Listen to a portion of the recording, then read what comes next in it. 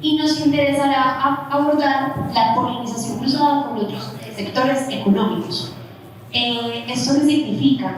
Digamos que a mí me encantan las metáforas de la naturaleza. Yo creo que siempre en la naturaleza están las respuestas, y cuando uno habla de polinización, habla del proceso básico que casi que es lo que nos mantiene vivos, y es esta posibilidad de intercambio.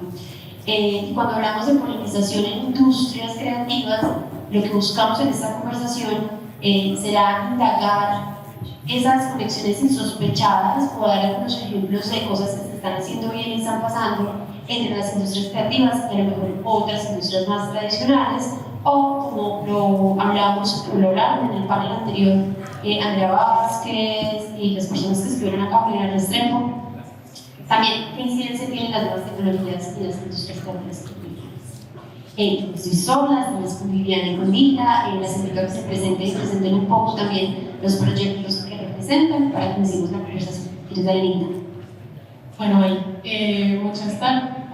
buenas tardes, mi nombre es Nita Hernández, soy cofundadora de un taller de creación que se llama Maison Lemurs en Francia.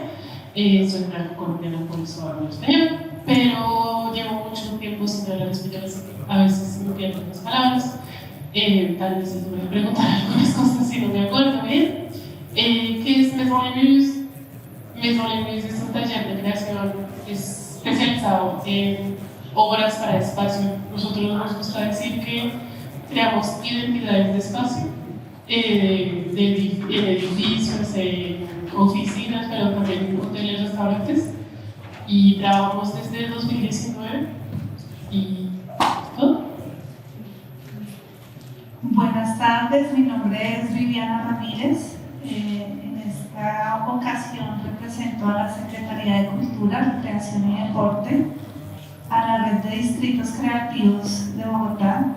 En Bogotá tenemos 15 distritos creativos y una estrategia que viene andando ya desde hace un buen tiempo en Bogotá, una iniciativa que surge en el 2019, que es la de la reactivación económica en 24 horas, en formato 24 horas, que después de pandemia se activó fuertemente a través de desarrollo económico, y que para este año y este plan de desarrollo de Bogotá, desde el sector cultura, generamos una estrategia muy particular de activación del sector cultural y creativo en función de horarios no convencionales, más que 24 horas, horarios no convencionales. La estrategia pues se llama Bogotá 24/7, y pues aquí les estaremos contando cuál va a ser esa dinámica tan importante para Bogotá y cuáles son nuestras apuestas en función de fortalecer los sectores de las industrias culturales y creativas alrededor de horarios no convencionales y otras dinámicas que fortalezcan la economía, la movilidad y el sector cultural en este distrito bello que es Bogotá.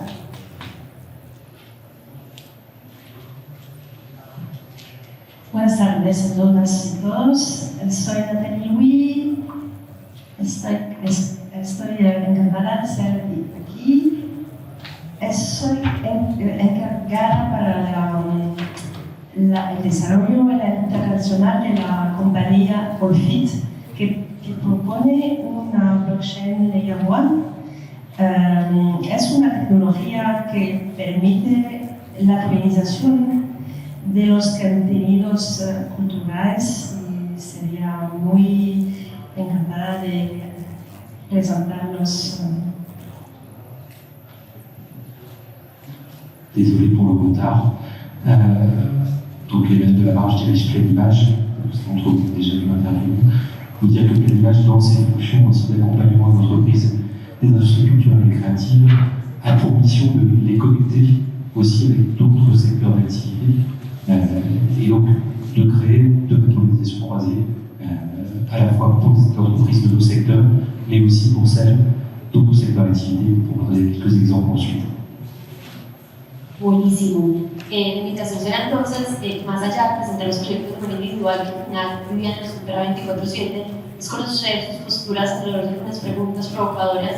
Me disculpa que muchas de las cifras de referencia son de Colombia, pero ustedes, si conocen las que sean homólogas en Francia, pues para que las hagan saber.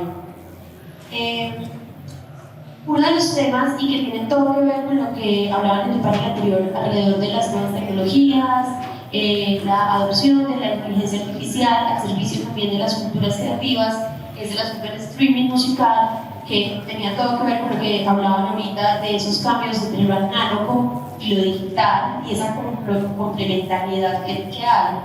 En ese sentido, Colombia es el tercer país en América Latina con mayor crecimiento de ingresos por streaming. Esto corresponde a un 32% de crecimiento y en ese sentido, digamos que la música lleva como la delantera en esos términos, porque desde que llegó el internet, plataformas como Ares, ¿cómo se llamaba este otro importantísimo? Grooveshark, bueno, plataformas de streaming que empezaron con torrents y también que pusieron la compensación alrededor de la piratería, les dio ventaja a la música como para introducirse en canales digitales. Entonces la primera pregunta, y que invitaré y nos la respondamos todos, yo creo que hacemos la mano para que podamos enriquecer la conversación con más preguntas, es ¿qué pueden hacer otras industrias como el cine, la animación y las artes visuales para vivir más del streaming? Ahora también en el panel anterior me gusta conectar las ideas, hablamos de la dificultad para la dramaturgia, que es una de las disciplinas o artes vivas más complejas de llevar a canales digitales, pero desde sus experiencias, cómo el streaming ha favorecido al ecosistema creativo cultural. ¿Quién quiere responder esta? Tal vez respondamos de a dos. Alors, je suis désolée, je continue en français. Le streaming, en fait, c'est un nouveau modèle économique, puisqu'on passe sur un modèle économique fortement, comment je pourrais dire, entre les mains d'acteurs très réduits, mais qui ont un pouvoir en fait concurrentiel très fort. Voilà, donc c'est un peu un appauvrissement des contenus, puisqu'on a une forte pression pour pouvoir y pénétrer et en même temps on a une faible rémunération. Donc je dirais que pour l'instant, ce modèle économique, il ne va pas en faveur des créateurs, tout à fait, parce que la redistribution de la valeur n'est pas suffisamment équitable. Donc comment pouvoir bouger ces lignes, comment faire, entre guillemets, ressurgir des créateurs qui se seraient groupés en représentation indépendante face à ces grands groupes, voilà le problème. Donc je dirais que les grands groupes, ils ont aussi des difficultés, des économies d'échelle à faire, notamment pour ce qui est la maîtrise des données, et la capacité qu'ils ont aussi de les gérer. Voilà. Donc c'est de pouvoir avoir des flux transparents et une capacité de les processer de façon équitable. Voilà. Donc, je dirais que le streaming, ça peut être une voie pour des créateurs indépendants de se faire entendre, à condition d'avoir des structures technologiques qui nous permettent. Et donc, comment faire pour que ces plateformes, quelque part, laissent un peu d'espace pour que ces acteurs indépendants puissent pénétrer le marché. Donc la technologie peut leur permettre de faire ce saut s'ils souhaitent choisir une nouvelle voie technologique, à savoir le traitement de la métadonnée qui soit hébergé de façon propre, analysé de façon propre, et que derrière, ça crée une économie suffisamment créatrice de valeur pour qu'ils puissent vivre de leurs droits sans passer par les intermédiaires. Voilà. Donc la question, elle est dans la conduite du changement. Comment des acteurs nouveaux entrants peuvent changer la donne? Si pour compléter, on peut partir donc presque plus bas, de manière beaucoup plus prosaïque. Quand on parle de streaming, quand on parle du streaming musical, on est passé en fait d'un achat à l'acte, j'achète soit un produit, soit un acte, à un abonnement. En fait, le streaming, ça n'est que de l'abonnement. Et donc, on n'a pas attendu que ces plateformes, dans le monde du théâtre, les théâtres ont des abonnés. Les salles de concert ont des abonnés.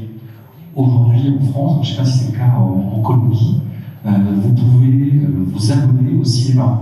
Vous payez 30 € par mois et vous pouvez aller voir autant de films que vous voulez. Donc ça existe aussi en Colombie.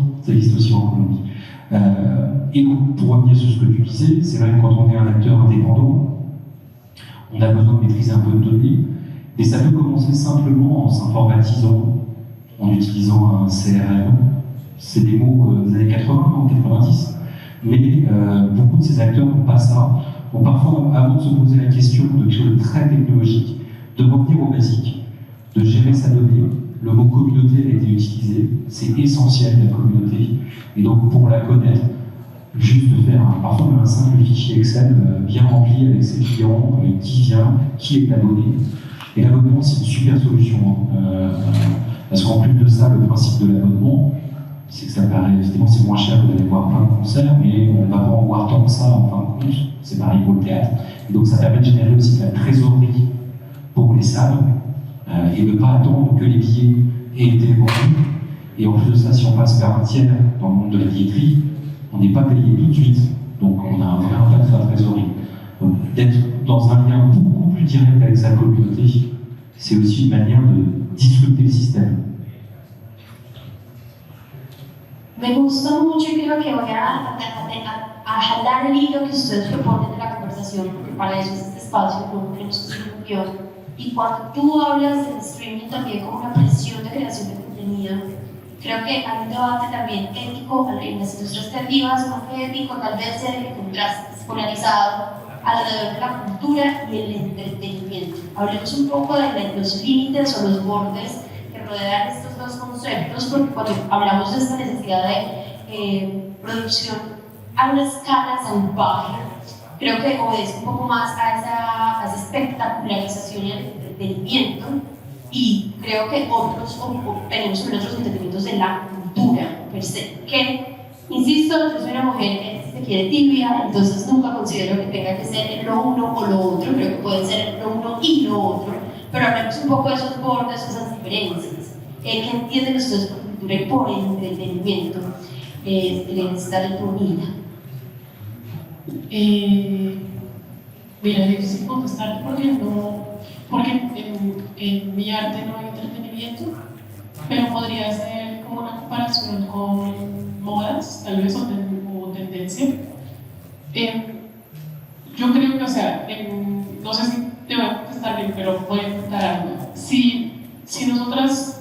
Hay respuestas buenas o malas desde ese punto de vista. Nada, hay una respuesta buena. Nosotros consideramos que hacemos arte porque nuestra necesidad no es de seguir algo que ya existe.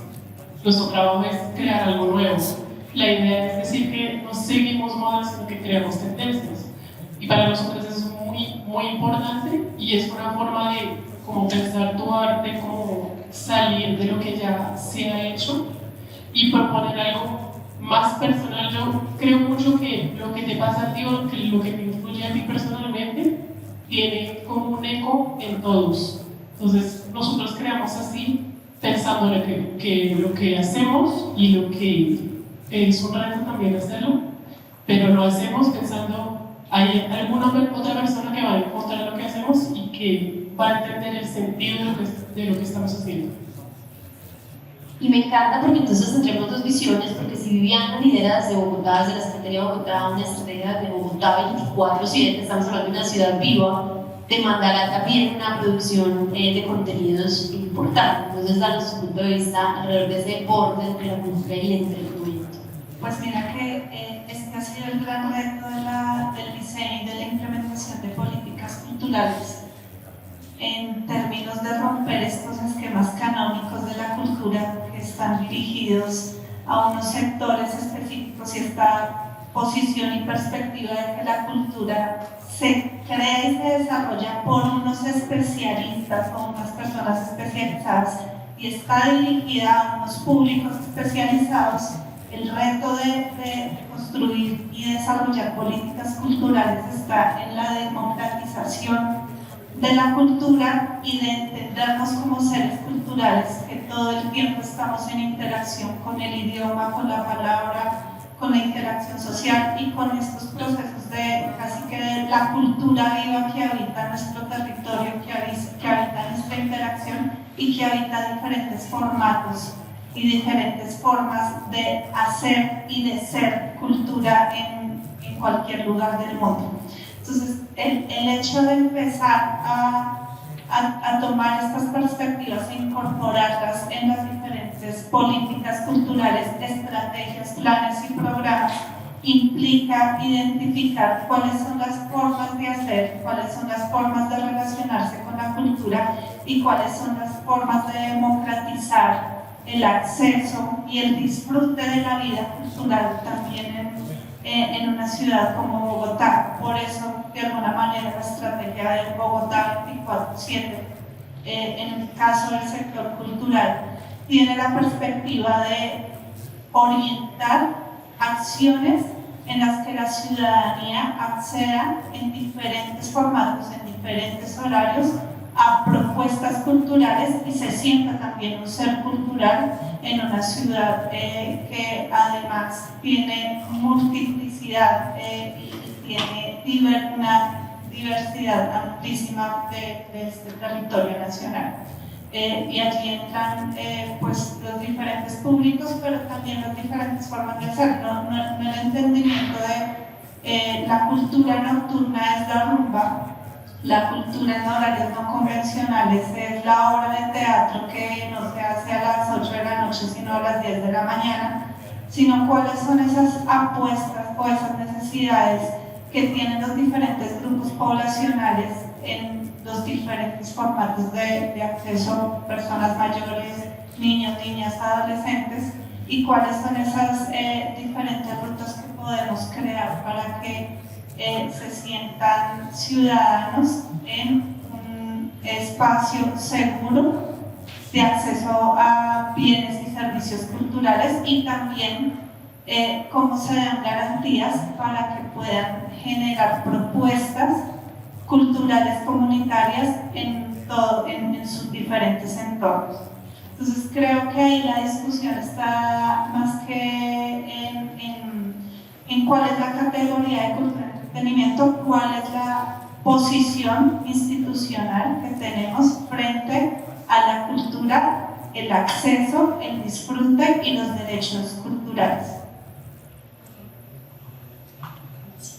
Oui, je suis tout à fait d'accord, et je dirais que si on se place du point de vue de la stratégie des contenus liés aux usages, il y a deux familles en fait. La famille culture, c'est votre patrimoine, c'est ici, on dira la salsa, le reggaeton, ça fait partie de vos valeurs, ça fait des années, et la partie plutôt entertainment, ça va être la manière dont vous allez utiliser les contenus, notamment sur les réseaux sociaux. Vous allez utiliser des petits extraits et puis vous allez mettre un peu de votre vie personnelle. Et du coup, la création, elle devient quoi dans ces deux usages? D'un côté, on a effectivement des canaux de diffusion qui sont extrêmement lisibles. Vous allez les consommer soit dans des spectacles, soit sur des streamings, ou bien vous pouvez aussi acheter encore des CD si vous êtes collectionneur. Mais qu'est-ce qu'il en devient de ces usages sur les réseaux sociaux quand vous postez quelque chose sur TikTok ou sur Insta? Vous voyez, je pense qu'il est là le trou à combler entre l'utilisation de création comme une transmission de patrimoine qui fait votre identité, et après la façon dont vous en emparez pour pouvoir co-créer, entre guillemets, avec vos proches, avec vos communautés, de l'interaction. Voilà. Donc ça pose la question derrière du respect des créations originales et de la création de valeur. Effectivement, je pense qu'il y a un gros travail d'éducation aussi à faire de la valeur de la création. On est consommateur de contenu culturel, on est dans une posture de consommateur, et on oublie parfois tout le travail, les années de travail qu'il peut y avoir avant d'émerger. Voilà. Et cet environnement dans lequel on vit au quotidien de l'immédiateté, on a l'impression que les personnes émergent comme ça du jour au lendemain et deviennent des méga stars, parce que effectivement les outils d'intermédiation que sont les réseaux sociaux ont permis un alourdissement des frontières et un abolissement du cadre temporel. fait souvent oublier qu'en fait, ces artistes-là qui émergent, en fait, ça fait 10 ans, ça fait 15 ans qu'ils bossent. Et donc, c'est comment on met les moyens, comment on met le cadre, le juste cadre qui permette à la liberté à ces artistes de créer pendant un temps long. Et c'est là l'enjeu des politiques publiques, là-dessus. Et puis, il ne faut pas oublier aussi qu'il y a toute la partie culturelle qui est en dehors de ce cadre-là, qui est le monde de l'underground. Dans le monde de l'underground, il est voué à devenir quelque chose d'underground au bout d'un moment. Mais tous les grands mouvements artistiques, quelle que soit la discipline, ont toujours été au démarrage des mouvements, même s'ils n'existaient pas, des mouvements underground. Donc c'est comment laisser aussi une forme de liberté et des espaces de liberté à la création. Et donc aux politiques publiques de générer un cadre suffisamment large pour le laisser faire à la création. Empezando a conversar un poco sobre la mixtura entre las industrias creativas y otras industrias, estas cifras de Colombia. Entonces, la mayoría de las empresas creativas tienen ingresos menores de 20 millones de pesos mensuales. Esto es un ingreso bastante bajo si lo piensan en una empresa pequeña de 1 a 3 empleados. Y también es una industria bastante fluctuante, como por temporadas, no tiene flujo de caja permanente, viene por temporadas, entonces esto pues, supone también una organización financiera importante, y ahí empiezan las industrias creativas, por ejemplo, a beber de otras disciplinas. Como una empresa cultural debe conformarse no exclusivamente por creadores, sino como por un grupo de personas que puedan pensar, cuando hablamos de empresa cultural, de beber de un contador, de un abogado, de un administrador y demás. Entonces, como que dando el salto entre la creación artística a la creación de una empresa artística, ya de entrada se habla de una mixtura de disciplinas. Pero entremos entonces, ahorita cuando hablamos del streaming y uno piensa en lo que decías de los abonos para, por ejemplo, cine, industrias más antiguas en términos de análogas ya venían con abonos. Hablemos de, por ejemplo, el deporte. Los estadios y los grupos de fútbol en el deporte han tenido esta oferta de abonos pues, por muchísimos años. Lo mismo ha pasado también con otras industrias no creativas y culturales. ¿Qué modelos de negocios de otras industrias que no sean creativas y culturales creen que podríamos prestar atención para aprender de ellas?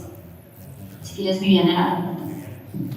Pues ahí hay un tema, y es, además de estos ejercicios de constitución y de formalización que han sido también un reto en el sector, de poder promover que estas organizaciones culturales den el salto a pensarse como empresa, a formalizarse como empresa y generar unos modelos de negocio que estén basados en una perspectiva también económica, como delimitando esta idea de la cultura por la cultura y el arte por el arte. Es un primer reto para los eslabones institucionales y que pudiesen tener un nivel de formalización que a veces, en términos de la estructura administrativa y tributaria, también genera muchas veces las barreras que no logran llegar a que se impulse este nivel de formalización. Y de alguna manera hay modelos que hemos visto que son muy importantes, y son los modelos de aceleración o modelos de soporte y de apoyo, que se convierten en una plataforma de impulso a estas industrias que ya están en su ejercicio de formalización, pero que necesitan esa semillita de impulso para empezar a crecer y a generar sobre todo red de interacción que no los deje solo en el nicho en el que habitualmente venían trabajando, sino que les permita generar redes nacionales, distritales, nacionales o internacionales, porque al final son las redes cooperativas y las redes de buenas alianzas las que a cualquier industria, a cualquier empresario o a cualquier persona le va a generar un impulso de conexión y de amplificación de su modelo de negocio. Estos modelos de aceleración que muchas veces podemos tener las entidades públicas y privadas dirigidas hacia estas industrias, y modelos también, incluso del sector bancario, que generan compensaciones por inversión en industrias culturales, permiten también equiparar y un poco acolchonar esta carga de presión económica en la que pueden entrar algunas de las industrias que buscan que dan ese salto a la formalización. Entonces creo que desde allí también hay una alta responsabilidad tanto del sector privado como del sector público para generar mecanismos tanto de compensación, inversión y aceleración a todo este margen de industrias culturales. Le monde, pareil, en France, en Europe, on a une grande culture du financement des œuvres, des projets, plutôt que des entreprises qui portent ces projets. Donc on est très bien armé d'ailleurs avec des outils comme le CNC en France pour financer le cinéma. On a inventé une taxe en France qui est géniale, qui est une taxe sur les tickets de cinéma et cette taxe permet de financer le cinéma français. Donc quand on va voir un blockbuster américain, ça permet de financer le cinéma français. Donc il y a aussi des endroits où on peut aider encore mieux le financement de projet. Et c'est vrai que le vrai enjeu aujourd'hui, si on veut sortir du lot, c'est d'aller chercher des fonds et donc de penser au financement de l'entreprise et pas au financement du projet. Et comme on a assez peu de maîtrise dans nos métiers, puisqu'on reste sur des métiers où un film, je prends le cas d'un film, on peut mettre les mêmes acteurs, le même scénariste, le même réalisateur, le film peut faire un succès comme peut faire un flop complet. Donc ça, les financiers n'aiment pas pouvoir mettre des chiffres derrière des réalités. Une start-up classique, si je viens avec une équipe, avec quelqu'un qui a déjà fait un succès dans une start-up, qui l'a rendu, qui a fait des sous, j'ai plus de chances de trouver du financement. Donc il faut aussi éduquer, je pense, le monde financier classique. Alors le monde anglo-saxon a plus l'habitude que le monde latin dans le financement des entreprises d'entertainment. Je vais utiliser extrêmement entertainment dans ce cas. Donc il faut qu'on fasse aussi un effort de pédagogie avec ces entreprises, auprès de ces acteurs du financement des entreprises et non pas que des projets.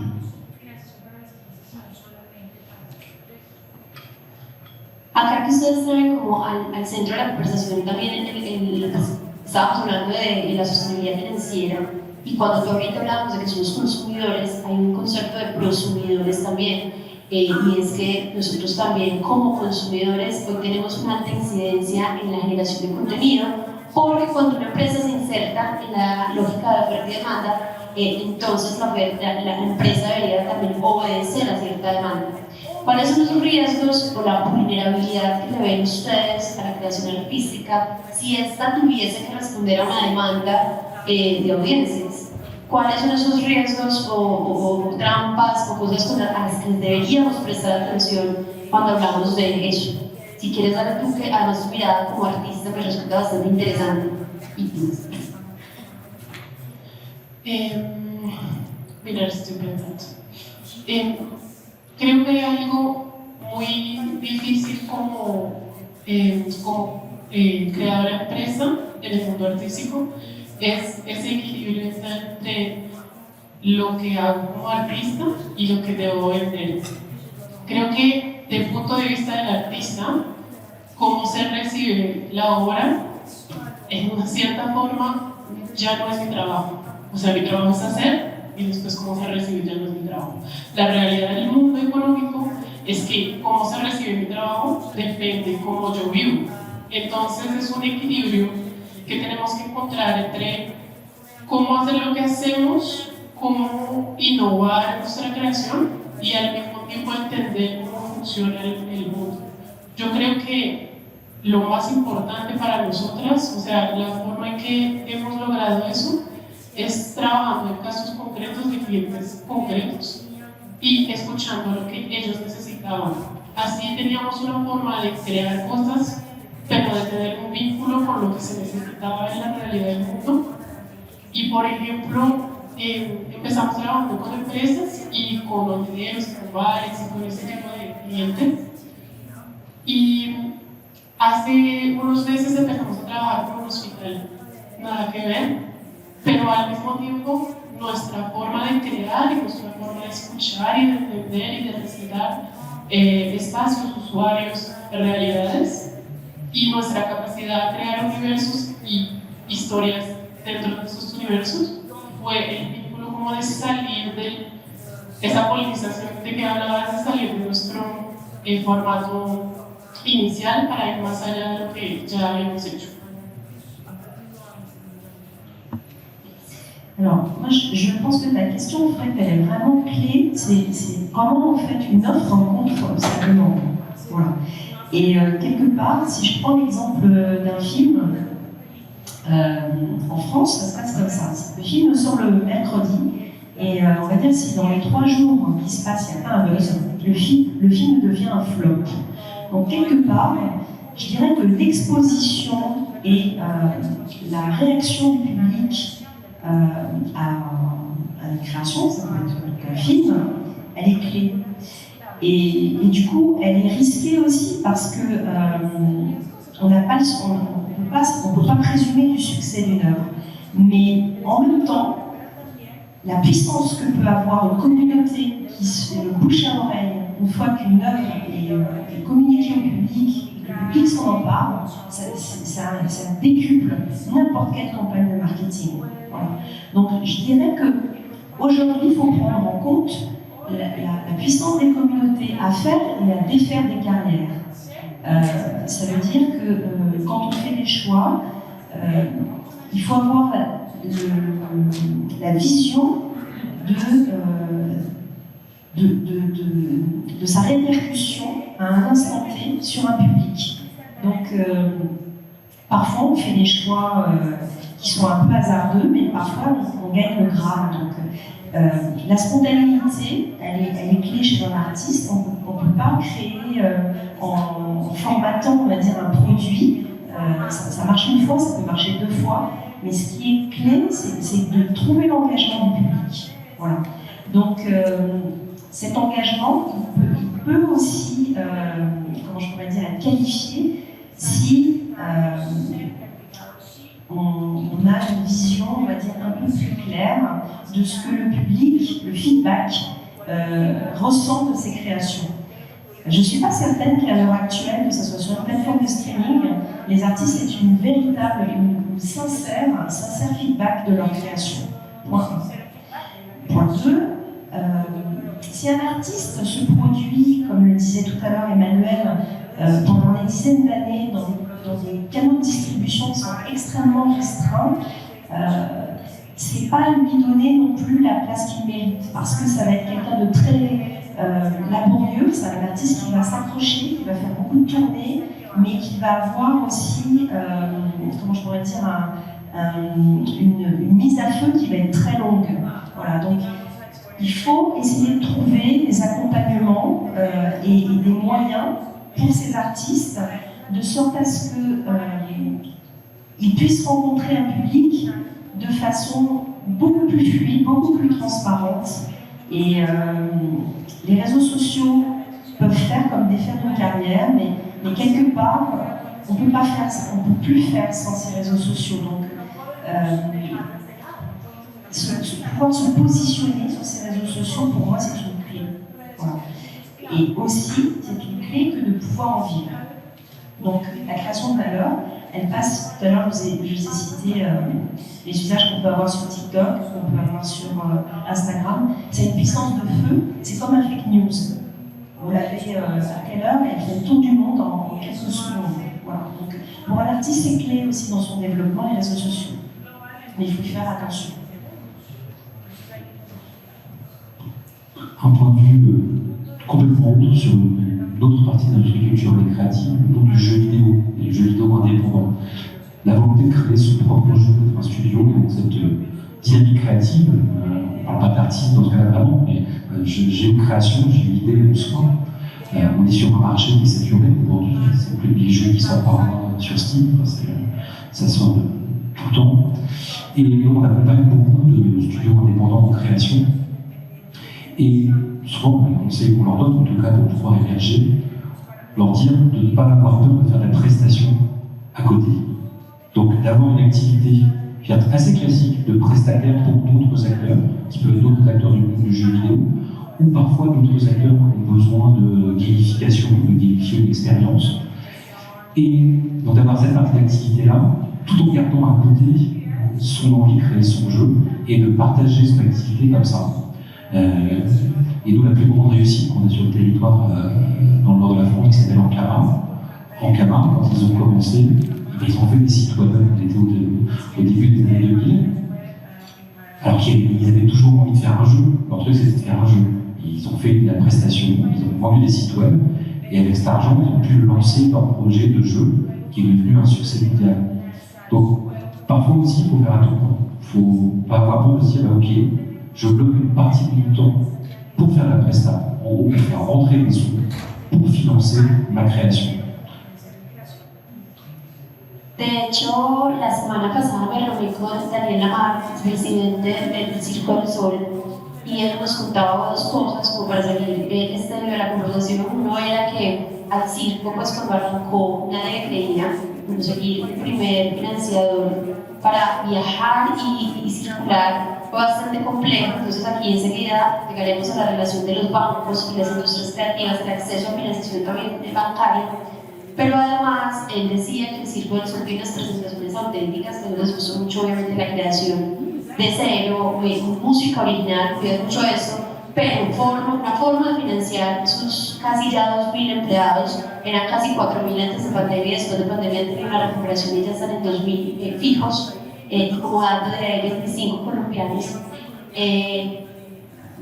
Es hacer también presentaciones a la medida y como hacer una lectura de contexto y entonces entienden que el acceso a boletería o el pago de boletería en un mercado como América Latina tal vez es más complejo, entonces crean unas presentaciones de menos artistas, generalmente son de entre 40 y 50 artistas en escena, y para América Latina han creado shows especiales de 25 a 32, sin dejar de un lado la calidad, sin dejar de un lado la narrativa, sin dejar de un lado lo que son como el Circo del Sol, pero también adaptándose a una lectura contextual, que creo que también pues, es una de las formas de no perder la creación artística y ese impulso como humano de expresión, porque de ahí viene el arte y ese intercambio cultural, pero obedecer a contextos.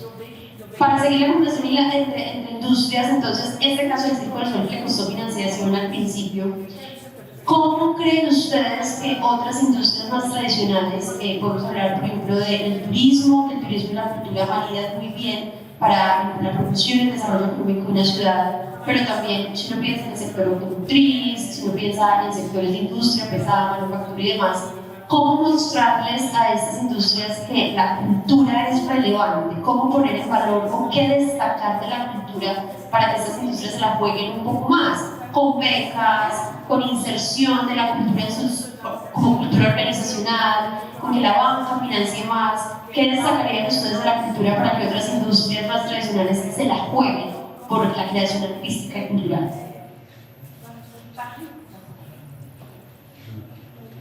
Historiquement, la question du mécénat, c'est le modèle économique premier dans le monde de l'art. Avant qu'on parle sur des droits d'auteur, ce genre de choses, tous les artistes avaient des mécènes. Cette question du mécénat, ça peut être un moyen aussi d'aller chercher les entreprises. Et donc, pour faire du mécénat, il faut mettre un cadre fiscal qui permette aux entreprises, en finançant ce genre de projet, d'avoir un retour et donc de payer moins d'impôts. C'est des choix politiques à faire. Et ces politiques de mécénat, on a eu en France, il y a une trentaine d'années, une grande réforme du mécénat qui a été portée par le ministère de la Culture à l'époque et qui a permis de faire exploser le montant de mécénat qui touche autant le monde culturel que le monde social, parce que le mécénat en France c'est un sujet assez large, mais avec ce système de crédit d'impôt, on a changé complètement la donne, et puis à côté de ça, on a dû s'appuyer sur les dirigeants d'entreprise qui, à titre personnel, avaient des goûts pour l'art, qu'on allait chercher pour être des très grands mécènes et pour nous montrer l'exemple. Donc que ce soit des François Pinault, que ce soit des Pierre Berger, que ce soit Pierre Berger de Saint-Laurent, que ce soit il y a plein d'autres qui font ça. Et aujourd'hui, toutes les entreprises françaises un peu établies sont attirées par ça. Le seul biais qu'il peut y avoir derrière ça, c'est que parfois c'est juste pour des raisons fiscales. Il n'y a pas cette envie de promouvoir. Et c'est un bon moyen d'accélérer les choses pour intéresser les autres industries au monde artistique. Bueno, hay como dos grandes campos acá y uno es cómo demostrar cómo la cultura, y está demostrado y hay indicadores ciertos de cómo la cultura incluso ayuda a hacer transformación de indicadores de inseguridad o de seguridad en una ciudad, como es un motor y un mecanismo para hacer transformaciones importantes en diferentes áreas del desarrollo social, económico y humano. Y estos datos y estos indicadores pueden dar como un sustento importante para apostarle a diferentes industrias o sectores industriales sobre el beneficio que puede generarse tanto en su industria como en una ciudad o en términos de desarrollo social y económico, la inclusión de escenarios culturales para generar grandes cambios. Y hay otra línea que también es muy importante y es la de empezar a identificar cuáles son los mecanismos de compensación de compensación tributaria a aquellos empresarios o a aquellas industrias que vinculen escenarios culturales dentro de sus propuestas o dentro de sus grandes proyectos. Por ejemplo, en Bogotá tenemos un distrito creativo que se llama SIBO, que es Zona Industrial de Bogotá. Quienes habitamos Bogotá, esta es una zona de renovación urbana, en donde tenemos en el polígono del distrito creativo existen una serie de edificaciones que son casi que patrimonio, no están declaradas como patrimonio, pero sí tienen una historia patrimonial en la ciudad, y en este momento son grandes edificios que podrían bien convertirse en bodegas para que una recicladora vaya y almacene todo allí, o Servientrega la convierta en su centro de operaciones, o a través de incentivos económicos para los propietarios o para quienes arrienden estas grandes bodegas, se podría volcar a que existan inversionistas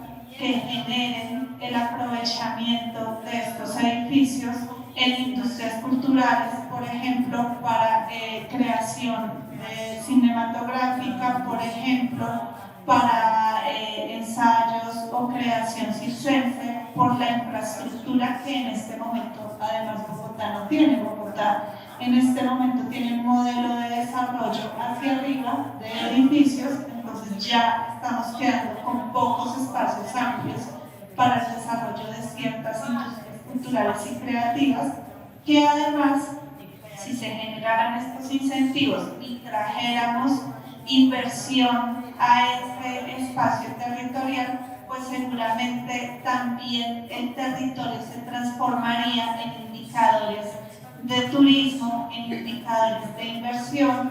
Incluso se podrían seguramente incrementar las cifras de costo de estos inmuebles. Es diferente tener un inmueble para almacenar cajas que un inmueble en donde hay producción y creación cultural y hay una gran circulación alrededor de diferentes mercados, y además también tendría un impacto en términos de seguridad y movilidad de diferentes clases y áreas sociales. Incluso algunas universidades están pensando en trasladar allí sus áreas de arte y ciencia. Entonces creo que esa ruta también de compensación y de mecanismos tributarios pueden favorecer y pueden incentivar, y la justificación que es viable utilizar allí son estos indicadores que demuestran cuál es la transformación y el motor de transformación que tiene la cultura y cuáles son los impactos de inversión en cultura que pueden generar tanto en la industria como en su entorno más cercano. Me parece súper chévere como pensar en lo mejor de los dos mundos, porque de hecho Colombia tiene recién un mecanismo fiscal que se llama COCREA, que abre un cupo fiscal para que los empresarios puedan aportar a proyectos culturales que se ganen, digamos, ese cupo fiscal, y eso tenga una reducción de impuestos para los empresarios, pero fondeo para los artistas. Y creo que ahí un poco encontramos la convergencia de esas dos partes, y es, sí, el empresario que quizás no es tan sensible, yo creo que la tarea es seducirlo para que ese no sea la única razón, pero que tenga un beneficio tributario, pero que además los artistas puedan enfocarse a esa creación. ¿Ibas a aportar algo más a esta pregunta?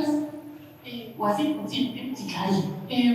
Sí, quería decir que el reto de convencer estructuras privadas a invertir en el riesgo en su día a día, yo lo pondría en dos partes diferentes. La primera, que sea muy pragmática, es que el creador, o sea, las industrias creativas generan mercados e ingresos. Hay que tenerlo en cuenta. Por ejemplo, Francia es el primer país turístico del mundo. La gente que viene a visitar museos, arte y cultura, viene a visitar arquitectura de las ciudades, arte y cultura, vienen a comer pastelerías, arte y cultura, vienen para modas, arte y cultura. Las industrias creativas generan ingresos, y creo que es muy importante decirlo porque es una clave.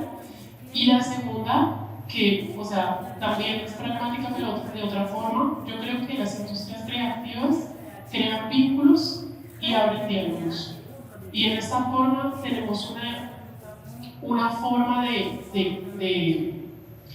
crear sentido en un mundo que a veces le falta sentido.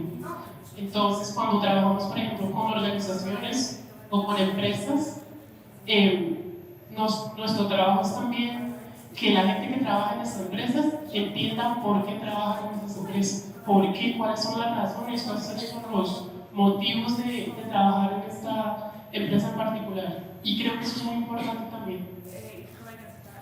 Me gustó mucho lo que dices, porque además cuando uno piensa en una empresa tradicional en un mundo de hoy, cualquier empresa debe proponer una narrativa y un relato, y ahí entonces uno podría pensar en conexiones tal vez más comunes, y uno decir, ok, si eres una empresa eléctrica o generadora de energía, ¿por qué no vincularte con artistas de artes visuales y tu marca tenga una conexión también emocional con tu audiencia, explícitamente hablando? Si tu marca es, por ejemplo, automotor, desde el sector automotor, ¿por qué no entonces codiseñar con un diseñador o alguien de las artes gráficas una edición especial? Que eso hoy pasa mucho. Hablemos un poco de esas sinergias entre arte, creatividad y otras disciplinas. Ejemplo, la gastronomía, que bebe mucho también de la química, y hoy cada vez más hay propuestas en el mundo de coctelería o de comida que sin la química no tendrían estas propuestas más experienciales también a la hora de comer. O las más también comunes, que es pensar en una marca de ropa y un artista gráfico o visual.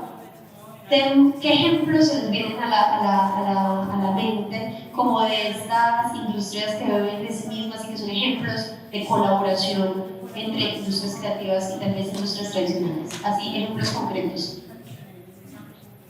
Alors, j'ai un exemple concret d'une expérience immersive de visite d'une centrale nucléaire et de visite un peu qui n'est pas une visite réaliste, une visite assez onirique, financée par EDF, qui est producteur d'électricité en France. Et cette œuvre immersive qui a été présentée, qui a d'ailleurs eu un prix à Austin, à Southwest, le financeur, donc, qui était un financeur producteur d'énergie et promoteur du nucléaire, vous savez que la question du nucléaire est très sensible, a laissé la liberté à l'artiste parce qu'en fait, en visitant cette centrale nucléaire, on a des interactions avec des espèces d'avatars qui racontent des histoires, qui témoignent. Des gens qui parlent, qui sont pro-nucléaire, comme des gens qui sont contre le nucléaire. Et j'ai trouvé très très fort en termes d'image pour ce producteur d'électricité d'assumer de financer un artiste et de lui laisser la liberté de son propos. Et on n'était pas dans la simple commande tu vas faire une œuvre en disant ça, c'est tu vas faire une œuvre, on te laisse la liberté. La seule chose qu'on te demande, c'est pas la seule demande qu'ils avaient, c'est qu'il n'y ait pas de propos diffamatoires, on ne puisse pas attaquer, mais on pouvait laisser la liberté des gens qui étaient contre le nucléaire de parler, d'exprimer leur point de vue dans cette œuvre. Donc on peut aussi utiliser ça pour faire de la médiation et de mettre autour d'une table de manière en plus assez sereine des gens qui sont contre un sujet, des gens qui sont pro, et là, au milieu de tout ça, qui permet d'ailleurs de se faire soi-même son propre avis en expérimentant cette œuvre immersive. Yo siento que en la historia hemos pasado por el nivel de inspiración en la creación, en las industrias automotrices. Después llega la revolución industrial y todo se comienza a generar un tipo marco y a producir. Y nuevamente estamos volviendo a lo que Humberto Maturana, que es un filósofo, decía, y es el sentir y el pensar, el provocar, el sentir y acceder desde la emocionalidad y no desde lo tácito y práctico de las cosas. Y otra vez estamos volviendo a vivir la experiencia. Muchas personas en este momento llegan a ciertos restaurantes, a ciertos cafés, a vivir la experiencia más que a comprar una marca.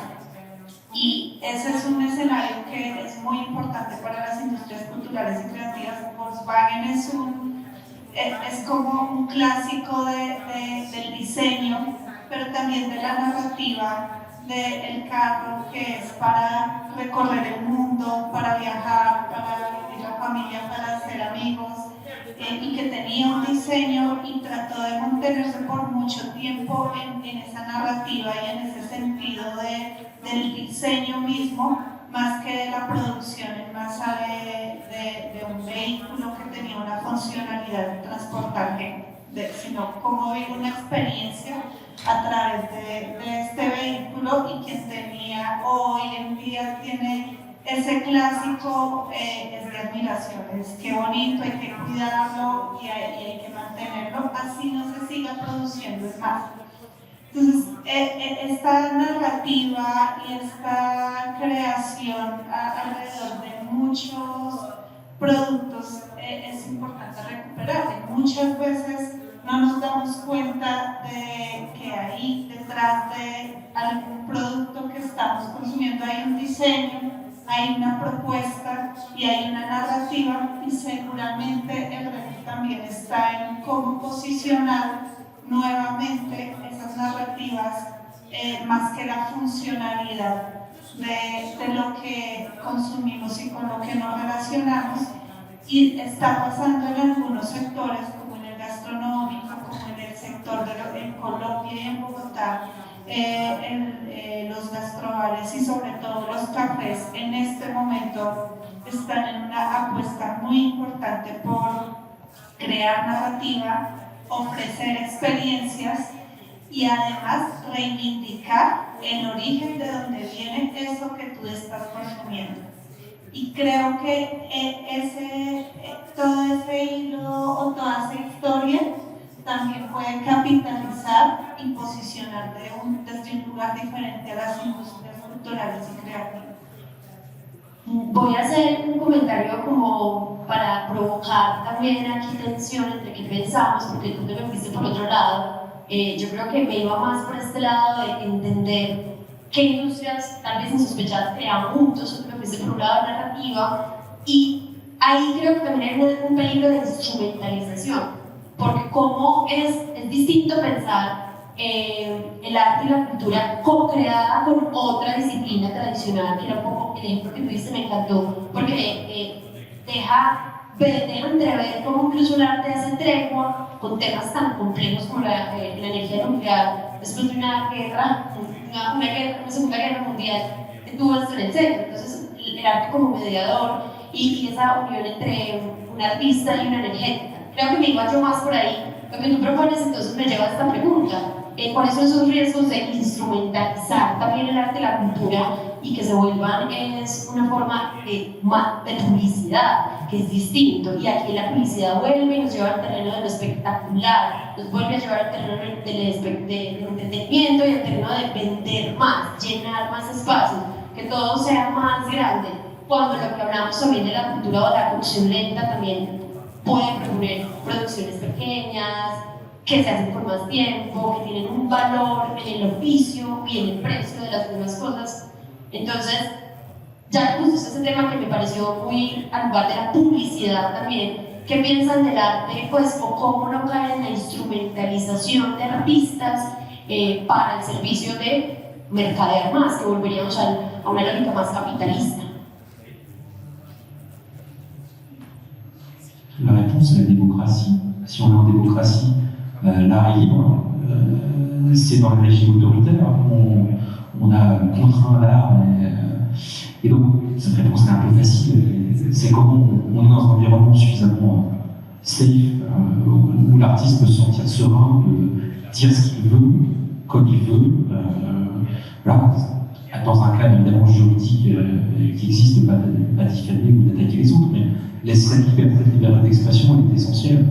Donc je ne sais pas si c'est un sujet particulier, mais voilà, il faut qu'on puisse laisser chacun s'exprimer là-dessus et laisser les artistes libres de leur art. Et pour les laisser libres, parce que la liberté ça nourrit pas, mais ça ne remplit pas le portefeuille. Mettre un cadre. Alors il existe des solutions en France depuis très longtemps. Pour les artistes, on a ce qu'on appelle l'intermittence du spectacle qui permet à des artistes, en travaillant un certain nombre d'heures par an, quand ils ne travaillent pas, de toucher du chômage, d'être couverts par l'État, pour pouvoir continuer à développer leur art à côté.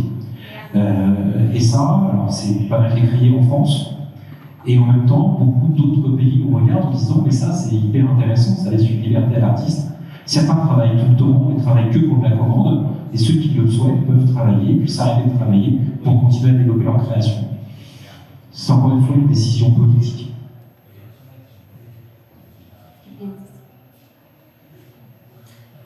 Moi j'ai un exemple plutôt illustrant, montrant que l'art parfois ça peut décroiser des situations mal engagées. Notamment, par exemple, sur une question de lobbying, une ONG qui fait appel à une créatrice d'une bande dessinée pour décrire ce qui se passe au fond des océans. L'enjeu, c'est quoi? C'est de faire prendre par la Commission européenne un décret interdisant la pêche en haut fond marin, parce que ça détruit tout. Voilà, c'est comme si vous preniez un râteau et que vous pratissiez comme ça pendant des kilomètres et des kilomètres. Ça détruit toute la faune, les coraux, etc. Et en fait, cette ONG, voyant que ça ne fonctionnait pas de faire du lobbying simple, est allée voir cette créatrice et lui a dit voilà, moi je voudrais lancer une campagne de sensibilisation de l'opinion publique et je voudrais que tu m'aides. Et elle lui a créé une bande dessinée super belle. Donc, cette ONG s'appelle Bloom. Je me souviens plus du nom de la BD, mais je pourrais la retrouver. Et elle lui a fait un titre gratuit. Et effectivement, l'opinion publique a suivi. Et ça a déclenché la situation. Et du coup, ce décret européen a réussi à être pris. Alors que ça faisait des années que ça était germanisé, qu'il y avait plein de pays qui voulaient signer, en fait, plutôt contre, pour laisser faire, quoi. Et là, ils ont été obligés parce que l'opinion publique s'est réveillée grâce, on va dire, à l'appel de cette créatrice qui a fait bouger les consciences, en fait. Donc, l'art peut être aussi au service d'un engagement public contre les politiques.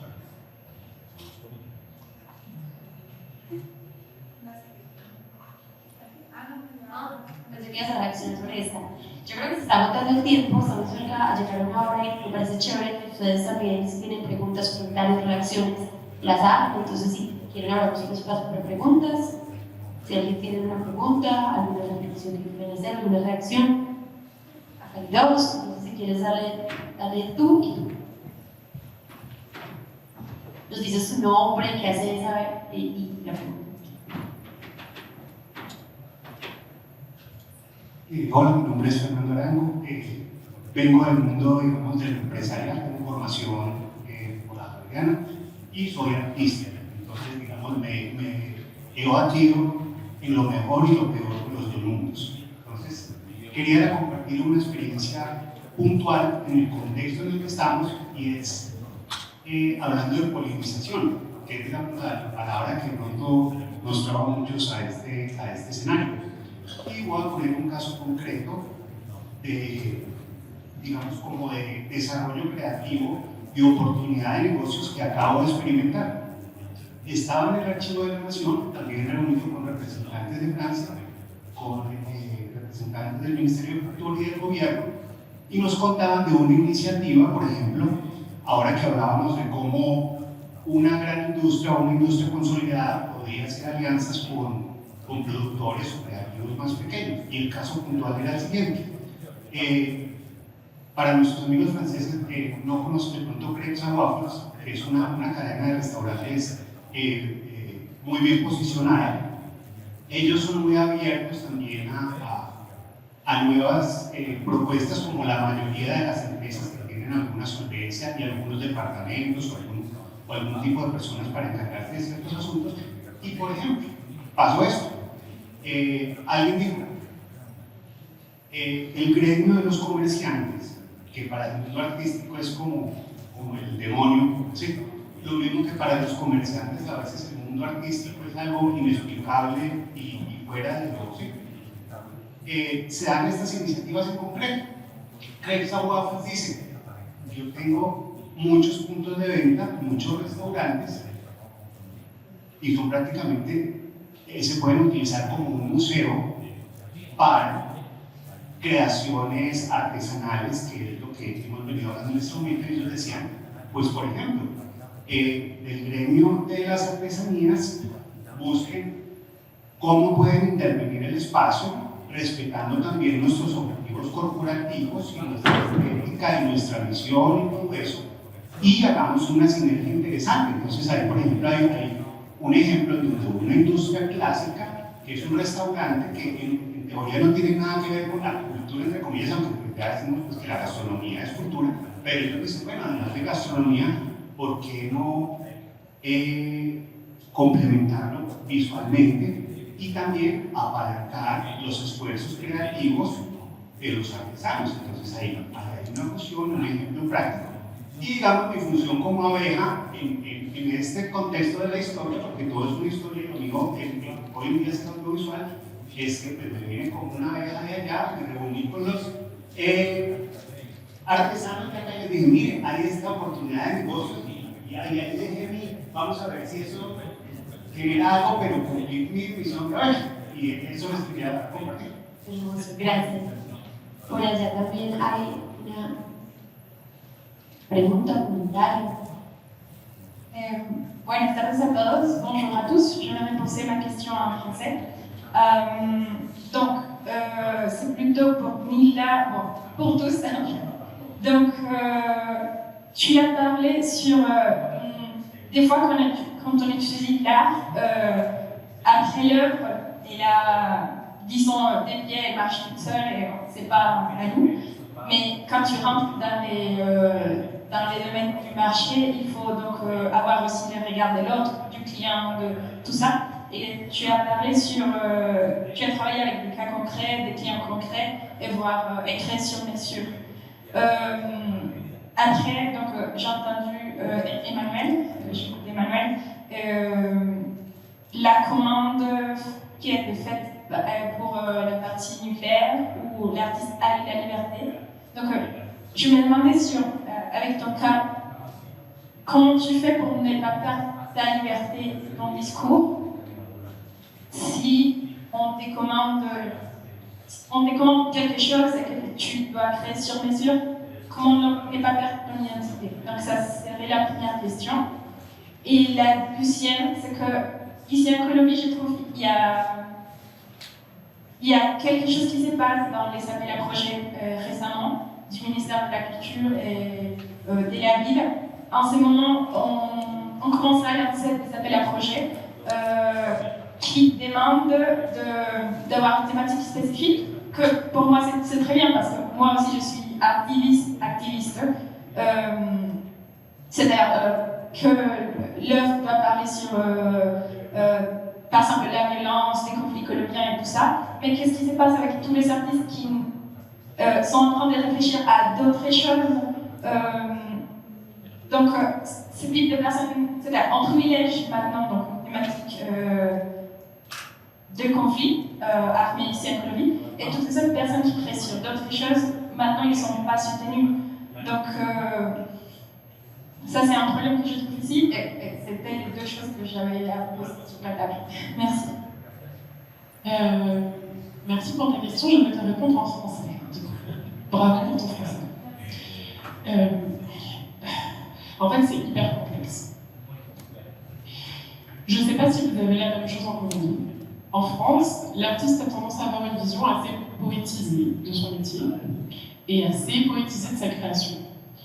Je pense que c'est très intéressant et que c'est nécessaire pour nous en tant qu'artistes et créateurs de savoir que notre métier est un petit peu magique. Pour autant, je constate que cette vision de l'artiste et de l'art a une tendance aussi à nous éloigner du monde économique, à nous éloigner de la puissance politique que c'est d'expliquer qu'en tant que créateur et en tant qu'artiste, on est aussi générateur, comme je le disais avant, de capital et d'argent. Donc ça, c'est le premier point qui pour moi est très important. Cette façon aussi un peu poétique de considérer l'artiste a tendance aussi parfois, dans le milieu économique, à beaucoup nier le travail et la discipline qu'exige une pratique artistique. C'est pour ça que je parlais d'équilibre tout à l'heure, parce que pour moi c'est hyper important, et c'est un engagement vraiment politique pour moi, d'expliquer que ma création est pleinement insérée dans un modèle économique, et qu'en fait, au-delà d'avoir envie de questionner des choses, d'avoir envie de questionner des liens, à la fin du mois, comme tout le monde, je mange. Donc, c'est nécessaire. Pour autant, c'est ce fameux équilibre entre trouver les points qui sont importants pour toi, trouver une façon de rendre ça économiquement viable, tout en ayant en compte que ce que tu crées, c'est principalement ton énergie et ta capacité à penser qui va le faire. Ce qui veut dire que ce qui est central dans ta pratique, c'est comment préserver ton énergie. Il y a, je pense, dans tous les milieux, des besoins parfois de faire des compromis. Comme disait Emmanuel tout à l'heure, Ankama a dû vendre des sites web au début pour le faire, c'est un compromis. Pour autant, ce n'est pas un compromis qui détruit ton énergie créative. C'est un compromis dans lequel tu comprends que ce compromis va te permettre de faire à côté. Et je te donne un exemple concret. On travaille avec des entreprises. On a travaillé par exemple, on a décoré le siège social de Mercedes. C'est une industrie automobile. On peut penser que c'est hyper masculin, hyper vieillot, hyper industriel. Et on a eu en face de nous des gens qui étaient hyper ouverts, qui nous ont laissé une liberté folle, qui nous ont dit en fait on a une histoire folle mais on ne sait pas trop comment la présenter aux gens. Ça c'était pour nous un compromis hyper intéressant parce que la volonté en face était sincère de créer quelque chose pour les collaborateurs qui étaient dans l'entreprise. On a eu, et je ne pourrais pas citer son nom, on a eu d'autres entretiens avec une autre entreprise à laquelle je pense. On a fait 2 entretiens de 2 heures avec eux. Pareil, au début, discours on veut que les gens se sentent bien, on veut que machin. Et en fait, au fur et à mesure des réunions, on se rendait compte que ça, c'était vide, c'était creux, et c'était faux. Et en fait, on a beaucoup réfléchi avec le frère, mon associé qui est là et qui travaille avec moi. On s'est dit, est-ce qu'on y va ou est-ce qu'on n'y va pas? Il y a un budget. Comme je te l'ai dit, on mange. on peut bien le dire. En fait, à la fin, on s'est dit, en termes d'énergie créative, ça va nous coûter trop cher. Ça va durer trop longtemps. Les gens qu'on a en face de nous ne sont pas sincères dans leur volonté et du coup ne respectent pas notre façon de travailler, parce que ça va avec. Donc en fait, on s'est dit, tant sur le résultat que sur le process, ça va nous bloquer tellement d'autres choses qui vont être possibles, qu'on va laisser passer et qu'on va dire on n'y va pas. Mais effectivement, l'équilibre est hyper difficile à trouver. J'espère avoir répondu à ta question. Ya tenemos que cerrar. Entonces creo que para cerrar uno es pensar que hay cosas que pueden coexistir. Creo que vivimos ya en un mundo súper polarizado y a veces ponemos todo en términos de O y pueden ser I. Entonces es como la creación artística, promueve la preservación de las artes, las culturas, debe existir y debe financiarse para que los artistas puedan vivir en su creación, pero además también se puede crear una industria sostenible que promueva los desarrollos económicos que hoy está demostrado que aportan al PIB de diferentes países de manera muy importante y que es otra manera de visibilizar el arte. Recogiendo también lo que acaba de cerrar Linda, y es como esta libertad también de elecciones de estos caminos. Creo que el valor está en esa posibilidad de elegir. Y también agradecer mucho que existan este tipo de interacciones y voluntades para cooperar entre países y poner en valor estas industrias que muchas veces se complementan. Ya debemos cerrar, pero no sé si cada uno quiere cerrar con una idea puntual o una reflexión que quieran decirle a las personas que están acá sobre la polinización de las industrias creativas. Brevísimo. Viviana.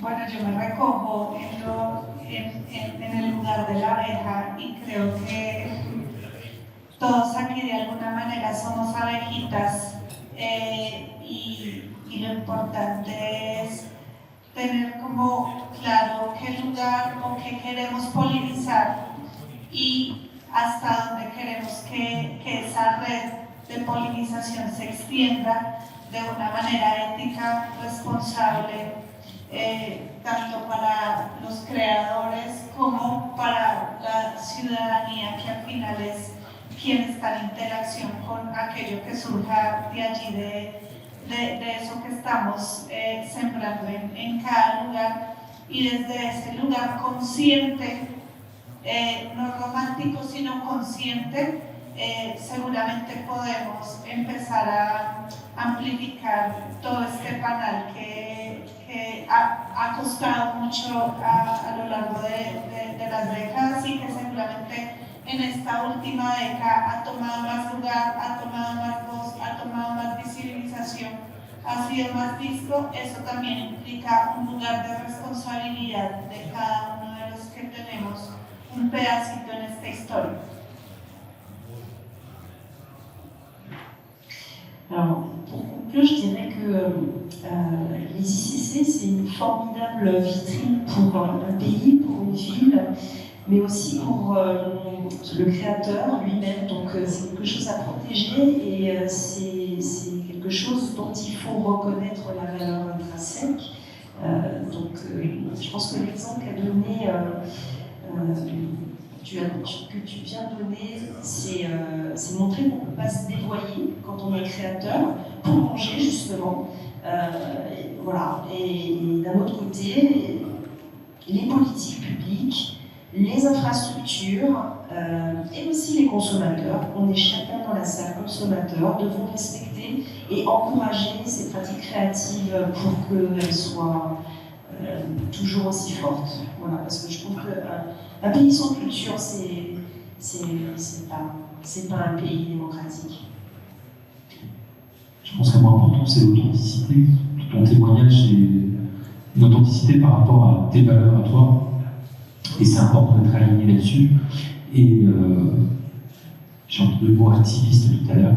Et donc dans l'authenticité, on peut aussi aller faire autre chose, qui est d'être une vision un peu trotskiste. Je vais citer, après avoir cité Goebbels tout à l'heure, je vais citer Trotsky, comme ça on aura fait le tour. C'est l'entrisme, c'est être dans le système pour le changer. Et la puissance de la création, c'est au sein d'une société aussi pour faire bouger les lignes. Donc voilà, être à l'intérieur pour changer les choses. Et donc on a une vraie puissance avec les industries créatives pour ça.